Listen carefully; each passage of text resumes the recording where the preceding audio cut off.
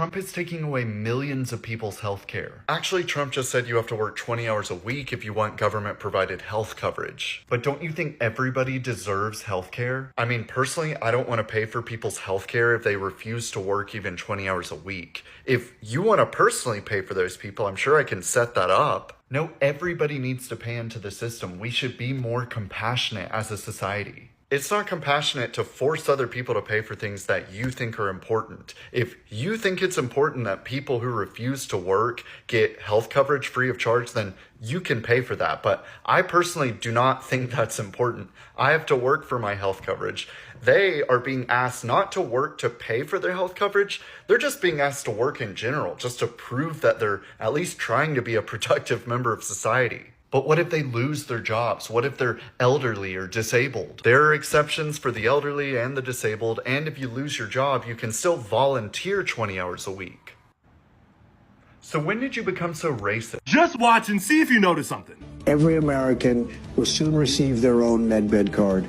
With it, you'll have guaranteed access to our new hospitals led by the top doctors in the nation, equipped with the most advanced technology in the world. So it's obviously a random AI-generated video of a fake policy, med beds aren't a real thing. He posted that. The president posted that. I've seen more convincing scams while trying to download a Minecraft texture pack. Like the Trump phone, at least the Trump phone had a website. It's like someone told him, hey, Mr. President, people don't like the fact that you gutted an already broken healthcare system and that millions of people are gonna lose their coverage. And he was like, right, healthcare. AI generated video and tell them we have magical hospital beds. They won't notice. I saw the video, I didn't notice his. Breaking news, we're fucked. Trump's most favored nations plan is not going to give us cheaper GLP-1 prices. The deadline was approaching for pharma companies to lower their drug prices, and then this comes out. And do you know what I immediately thought of? Eli Lilly just announced $27 billion in new investment for manufacturing facilities in the United States. By the way, the other company is also investing over $4 billion in new manufacturing in the United States. It was always kind of a long shot that it was going to work out. Congratulations to the pharma companies who worked out this deal. We get fucked. We still have to pay. We still don't have affordable medication. My name's Sabina. I make a tool that helps people compare providers, and we have transparent pricing, and we try to help you find cheaper prices. But this is an L. This is an L. Hi, my name's Lex. I'm a nurse, and if you take prescription medications, you're going to want to watch this video. As of this morning, Trump has imposed a 26% tariff on India. India makes 50% of all of the generic medications prescribed in the United States. That means your antibiotics, your diabetes medications, your blood pressure medications, your statins, your antidepressants, all of those, if they are the generic version that is manufactured in India, will increase in price by 26%. As a healthcare worker, this news terrifies me because medication compliance is a huge issue in the United States. The amount of people that we see that come to us in a medical crisis or emergency simply because they cannot afford their prescription medications is insane. I will never forget the day I took care of a father of 4, all under the age of 10, all of his children under the age of 10, who had to choose between feeding his kids and filling his antihypertensives, his blood pressure medications. Because of this choice, he obviously chose feeding his kids. A aneurysm that had been growing in his head burst because his blood pressure grew too high. And he died. These types of tariffs, these types of attacks on our medicine will kill people. And once again, we pay the tariffs. India does not pay the tariffs. You and I do. So now our medications, if they are the generic form, and one of the 1 and 2 medications that are the generic form manufactured in India, will increase in price by 26%. And people are going to die because of it. Want to know how bad Trump's one big beautiful bill really is? Just ask the Republican senators who voted for it. Lisa Murkowski, a senator from Alaska who was the deciding vote on the bill to pass the Senate, when asked about the bill, said, "Do I like this bill? No, but I tried to take care of Alaska's interests. But I know that in many parts of the country, there are Americans that are not going to be advantaged by this bill." So basically what she's saying is that she protected Alaska's best interest, which is her job, but at the same time basically sold out the rest of the country so that way they're not protected from the most damaging parts of this bill. And then you have Josh Hawley of Missouri, who wrote an op-ed in the New York Times not that long ago, who warned against the passage of this bill, saying, "Don't cut Medicaid."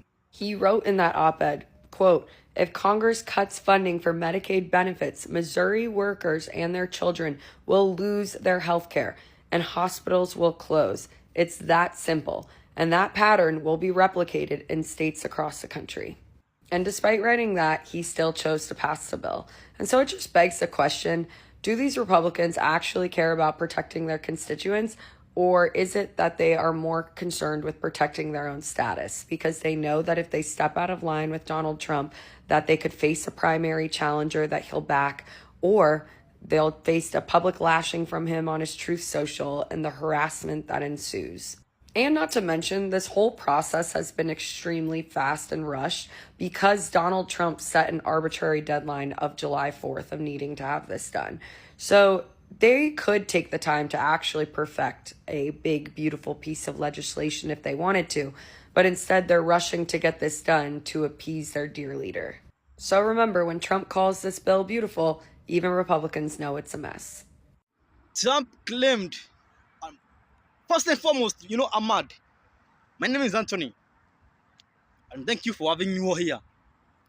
Trump claimed that every person who is of strong body, who is able-bodied, should work out to get the medical insurance, to get the food on the table, to get his school loans paid, to get his mortgage paid, to foot their bills.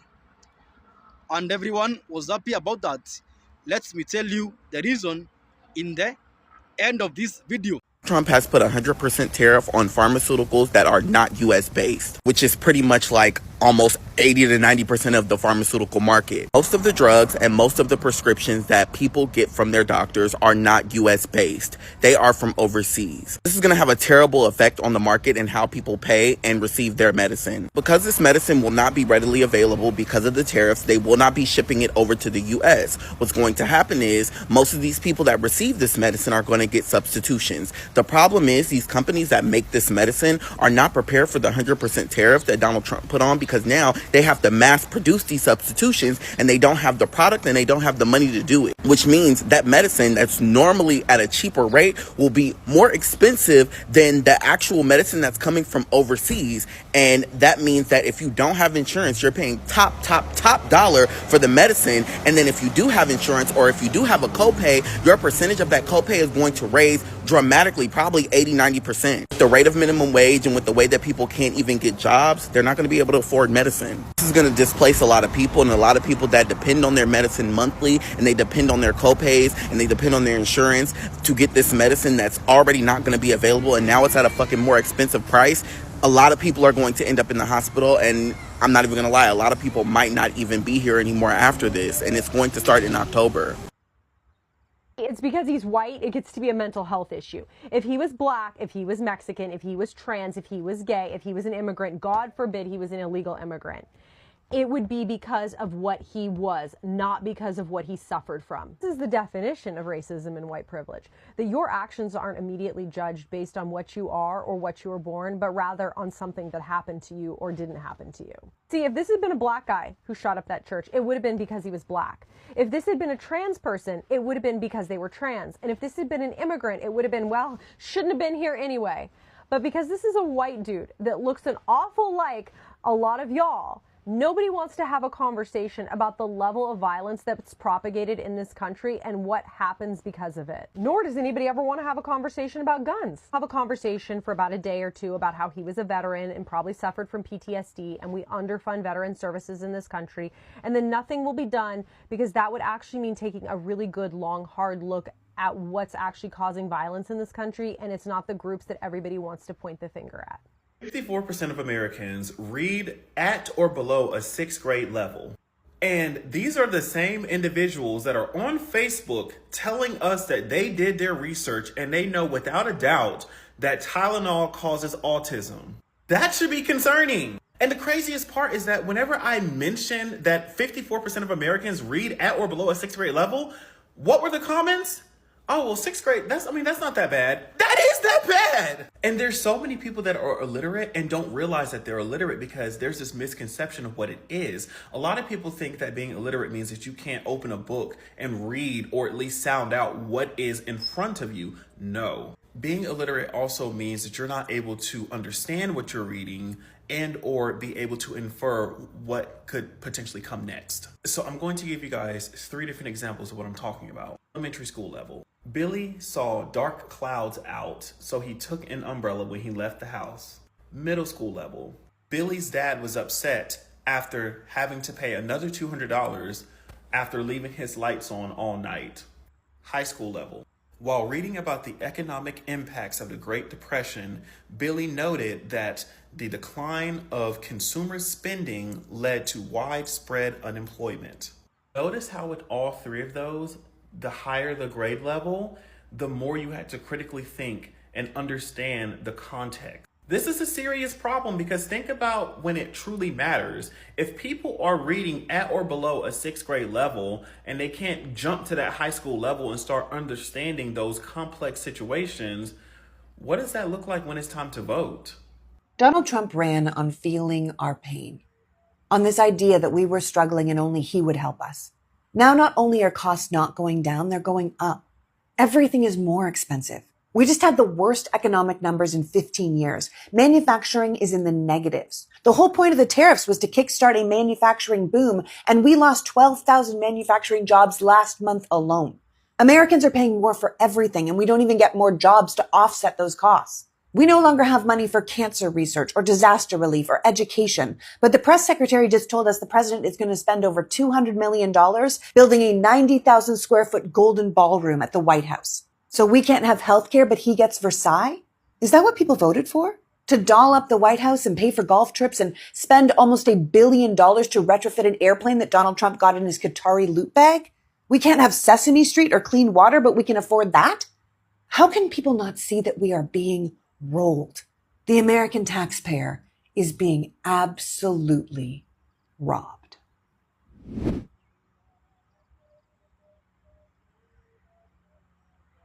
Government shutdown and the Affordable Care Act subsidies that have been cut under Trump's big beautiful bill and the cuts to Medicaid. Okay, here's the deal. Here's the reason why the Democrats are refusing to sign the current bill proposed by Donald Trump and the Republicans. Because the bill that they want to modify, they want to add back the Affordable Care Act subsidies that are going to end December 31, 2025, if you didn't know this. If you get your health insurance, and 22 million Americans get their health insurance and have subsidies, 24 million total get it, but 22 million have subsidies. If you have a subsidy, the subsidies under Donald Trump's big beautiful bill end December 31. The Kaiser Foundation has estimated that the average premium will go up 75%. Can you afford your health insurance premiums to go up 75%? And some may actually triple. Can you afford that? If so, you can thank Donald Trump and the Republicans because they want you to pay more to keep your health insurance. That is making America great again. That is clearly America first, right? Helping the American people keep their insurance by raising the prices such as this. I think that's fantastic, don't you? I really do. You can thank Donald Trump. So that's why Chuck Schumer, that's why Hakeem Jeffries and the Democrats don't want to go along with it. They want these subsidies put back in to protect the American people. Instead of just cutting the taxes for the richest of the rich, they're trying to protect the average person. So if you're on Maga and you don't want to see it, it's fine. I'm sure many of you will be the ones that lose your coverage if you can't afford to pay the increase. There you have it. Love to hear from my Democrats, my Magas, my crazies, my cuckoos, my Brenda bulbs. Maga, can you ever open your eyes? Because if you can on this one, guess what? After December 31, when those health insurance premiums go up, you're going to FAFO again. Just like the farmers, just like everybody on the tariffs, just like everything else Trump has done. Inflation's out of control. The war in Ukraine is nowhere near stopping. Same thing in Israel and Gaza, on and on and on. He's done none of the things he's promised, except throw lots of undocumented immigrants that have not committed any crimes into a prison without using their due process rights. There you have it. Love to hear from everybody. So thank you all for watching this video to the end. It's amazing having you here. So Trump claimed that every person in US, if you have a strong body and you are working, you should pay your health insurance. True, we are okay with that. But tell me why Maga Americans are happy about that. They claim that the reason why Trump wants a government shutdown is because Democrats want to fund health for illegal immigrants, which is false, which is literally not true, because illegal immigrants cannot have access to government insurance. Now, if Medicare is the issue, if the government cannot give funding to free healthcare or to these federally qualified health centers so that they can offer better healthcare to Americans, or if the government cannot work to reduce the drug prices in US, because they're claiming that the immigrants are given access to free healthcare, then why are we sending billions of US dollars to Israel? Why are we sending billions of US dollars to Egypt? Why are we sending millions of US dollars to Lebanon? Why? Why are we sending millions of US dollars to Lebanon? Why? Why are we sending billions of US dollars as grants to European countries? Why? This money or these funds should be used to fund healthcare for Americans. Literally, everything Trump campaigned on is going against. He said, America first. America first. Why are we sending money to South Africa? Why? No, look in the government records. We send money to other countries like it's none of our business. Why? Why my taxpayers' money is being used to fund the Taliban government? Why? Why my taxpayer money is being sent to Taliban, who literally would behead me at a whim? Why? Why are we sending money to China? Look at the government records. We send money to China. Yes, we do funding to Chinese universities. As superpower, we are doing funding to China. Why are we sending money to South Korea and Japan? Why? Why? As in, literally, every country in this world depends on us for funding. And yet, we can't offer free healthcare to our own citizens who are suffering back at home. Our veterans are suffering. Day in, day out, our veterans are suffering. They don't have access to better healthcare. People who literally died for this country or were made disabilities for this country, they literally can't afford healthcare in our country. We have a messed up system in our country. All our government cares about is pushing fake narratives that doesn't impact our lives in any way. We are literally funding war everywhere in this world. But what is in for me and you? So we have reached the end of this video. Tell me your thoughts in the comment section. I'll be waiting. And it's amazing having you all listening to me. I really appreciate every one of you. Don't be shy to comment, because I usually reply, I usually engage. Either you are a Republican or you are a Democrat, or you are a Libertarian, or you are a Green Party, or whoever, what do you call this party? Anywhere in the world, feel free to comment, because I actually like engaging in these comments, and that's how we develop our thoughts, we develop our ideologies, we develop our reasoning, and that's how we become cohesive as a state or as a democracy.